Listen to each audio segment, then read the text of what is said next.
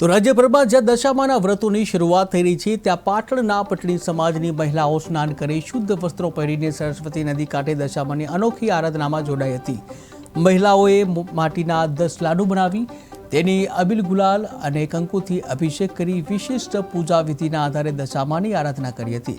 આ પ્રાચીન રીતિગત ઉપાસના કરવામાં મહત્વનું છે અને પછી વર્ષો સુધી વધુ સમયથી આ પરંપરા ચાલી રહી છે, જીવંત છે આ પરંપરા। ત્યારે પાટણના લોકોની શ્રદ્ધાનું પણ પ્રતિબિંબ દેખાઈ રહ્યું છે। પાટણના આગવા પેઇન્ટર પ્રકાશ પટણીએ જણાવ્યું છે કે જેમ દશામાના જે નવદુર્ગા છે, નવદુર્ગાના 9 રૂપ હોય છે, તેમજ દશામાના 10 રૂપ હોય છે, એટલે કે દરેક લાડુ તે રૂપનું પ્રતીક માનવામાં આવી રહ્યું છે અને પૂજાને અંતે સ્ત્રીઓ દશામાની મૂર્તિને ઘરમાં સ્થાપિત કરે છે અને કુંભ સ્થાપના સાથે વધુ દિવસોની ઉપાસના શરૂ થાય છે। પાટણની આ ઉપાસના માત્ર શ્રદ્ધા નહીં પરંતુ સંસ્કૃતિ અને પરંપરાનું જીવંત દ્રશ્ય બની રહી છે।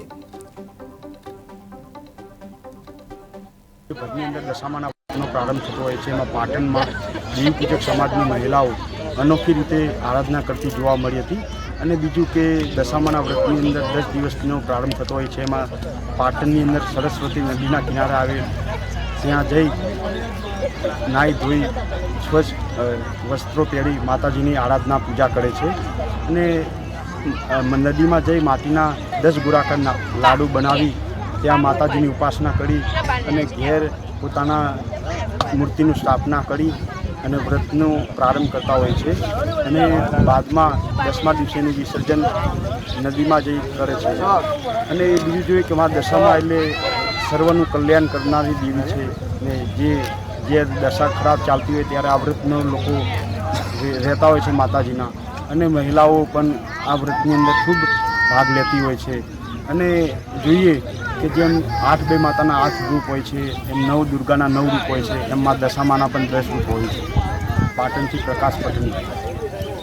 દિવસે રાજ્યભરની અંદર દશામાના વ્રતનો પ્રારંભ થતો હોય છે। એમાં પાટણમાં દેવી પૂજક સમાજની મહિલાઓ અનોખી રીતે આરાધના કરતી જોવા મળી હતી। અને બીજું કે દશામાના વ્રત